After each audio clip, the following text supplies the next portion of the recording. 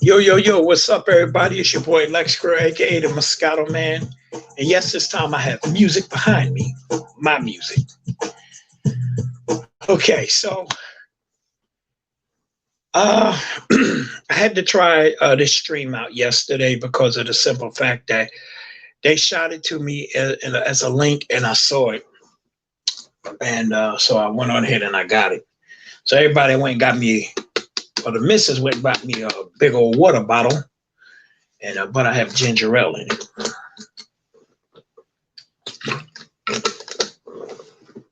Don't forget, I still got my Giants cup, a New York Giants cup. That's from last Father's Day. All right, so yesterday I was talking about the the COVID shots. Now I overheard, mind you, I overheard that there's a third one coming out. Now that's kind of crazy, because see, I was told to laminate my card. So how you gonna laminate your card if there's a third one on the way? I don't know, but we're gonna see. Okay, for those that don't know me, I'm Lex Krill, aka the Moscato Man. Why do I call myself the Moscato Man? Simple, I love Moscato, the drink. So I drink it so much that everybody was like, "Why don't you call yourself Moscato?" I said, "Okay," but I go by many names. But those that know me, they know me as Lex Krill, LEXX KRILL.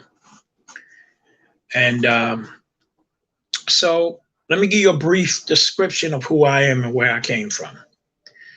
Okay, so some years back, I started out as a little no-name rapper, used to run with a group back in the early 80s.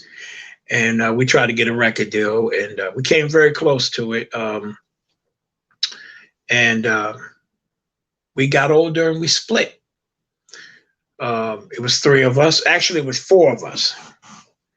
And we all split. Everybody went their own ways, and some of us saw each other, so some of us didn't. But as far as me, I've always stayed into the music. As the years grown on, I went from doing rap, I went into doing being a producer, music producer for myself and working with other people. And that worked out for a few years. And then as you get older, you got to realize as life changes, you change with it, you grow. So I'm going to fast forward a couple of more years. I stayed on being a producer. I used to work with some guys at one time, and then they all split up. Some of them got married, some of them got girlfriends or whatever, and they were split up. And the old basic story, I'm not going to bore you with my situation too much, but what I want to say to everybody is I am Lex Krill. I'm going to come up here every day between the hours of 5 and 6. And I used to run a podcast called the Moscato Hour. You can look that up on YouTube or Facebook, and you can check that out. Well, now I'm just migrate. Well, now I'm doing Moscato Live. You notice how I'm holding on to the name Moscato. So I started a brand, after the name Moscato, the drink. And so I ran with it as a couple of years. I ran with it for like maybe 5 years now. I held on to the name because, when I used to do this, those that know me, they know that when I first started doing this, I had no experience. I was just doing music producing. And next thing you know, a friend of mine came to me and said, "Hey, I'm in this radio show. I'm with this radio show. They let people go on. You can go on YouTube and Facebook and you can record as long as you keep mentioning their name." Well, I had no problem with doing that. But the problem is, if a company, if they want you to keep running their name, that's fine. But if they're not willing to respond to you and let you know, And I'm not going to say certain people wasn't responding to me. He was responding to me, my friend, and then his friend was responding to him about the work that I was doing. Now, was I getting people? Yeah, I was getting pretty good people by that time. But I felt like at that time, I just felt like, where's the money? If I'm doing this and I'm shouting your name out and whatever it is and blah, blah, blah, blah, why isn't a brother getting paid for this? So I said, okay, I can do this on my own. And pretty much what I did, I started doing it on my own.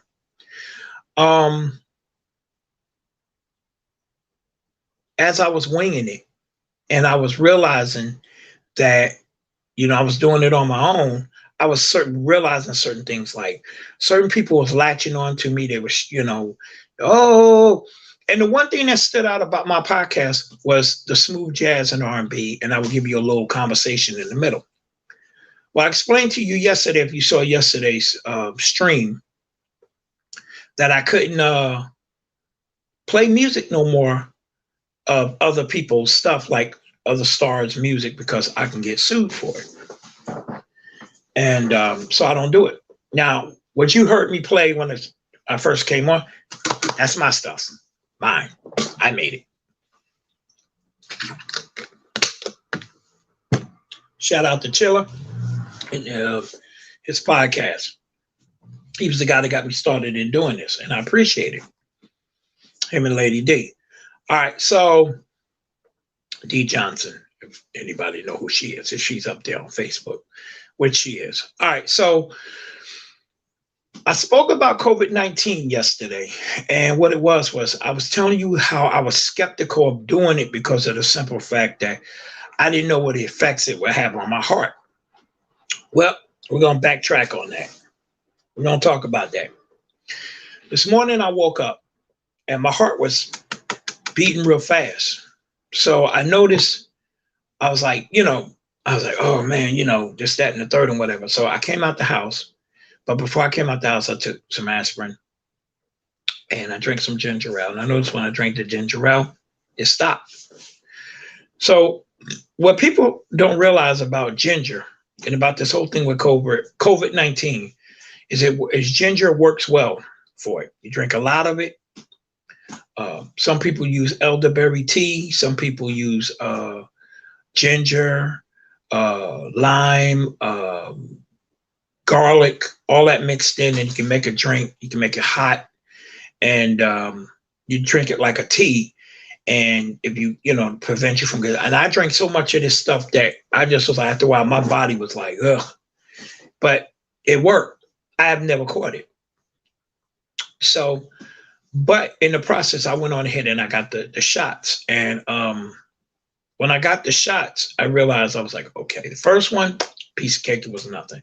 Second one, I was like, it was nothing. I didn't feel it.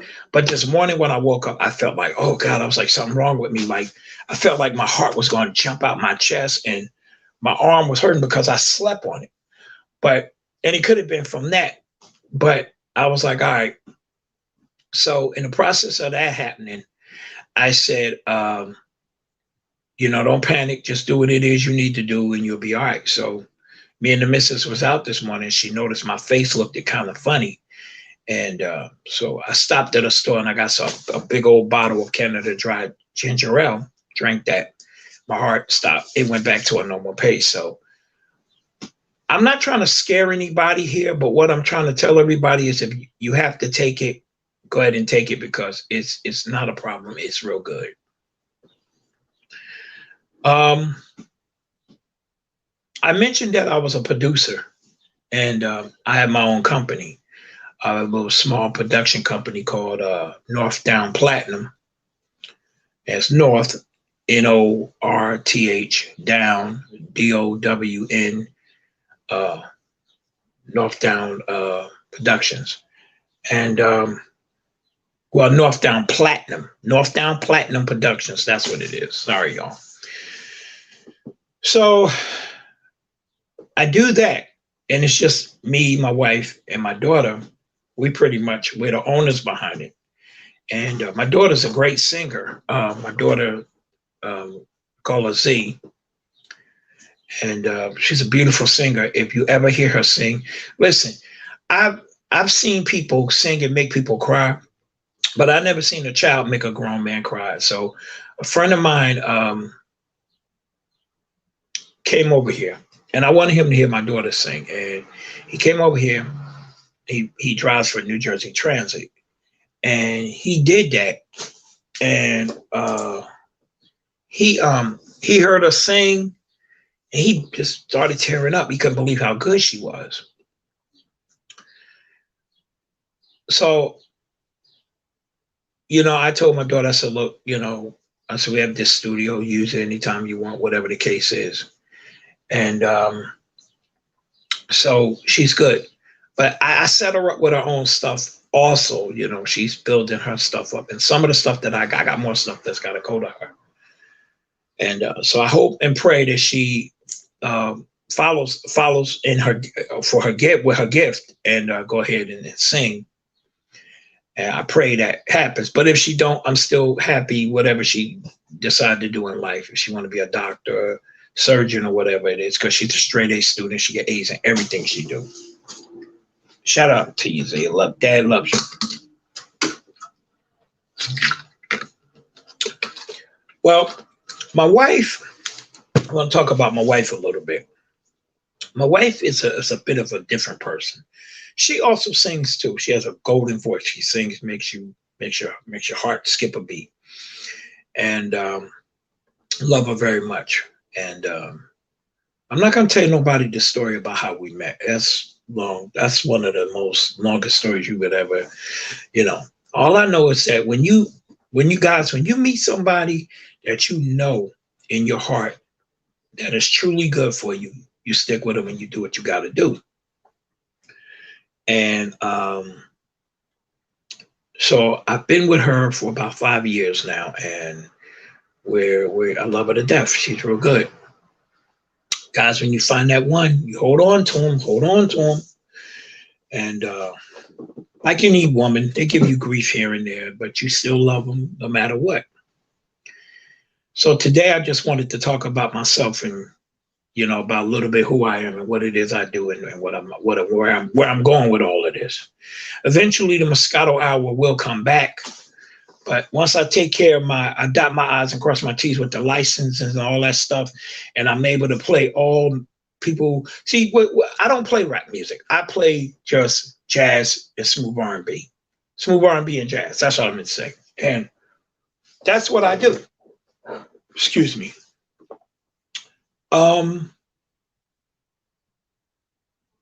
You work hard at what it is you want to do in life. You really do. You put you set forth the effort, and you take the proper steps, and people will notice you as the years go by.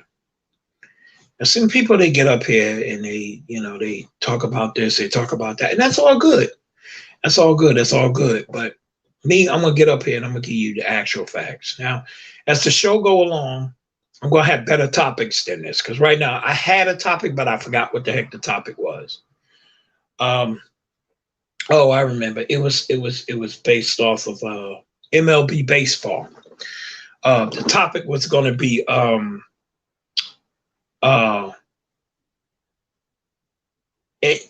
in said sports, why do they allow people, and not only in the MLB, but the NFL, the NBA, like, all right, if you know there's a team out there and you know they are cheaters, you see them cheat them and you caught them in it, why do you let them still have the championship? I'll never get that. I'll never understand that. You can't get me to understand that. Let me tell you something. If you go out here, excuse me, you go ahead and you go rob a bank, and the police catch you, do they still let you go to jail and let you keep the money? No, you go to jail and you don't got the money. So my situation with this whole thing is, why do they let these sports teams get away with murder? You got the evidence right there. You know why they do it that way? The way they're doing it? They do it because it's their organization, it's their rules, it's their way. And that lets you know in some ways that people got money on that franchise.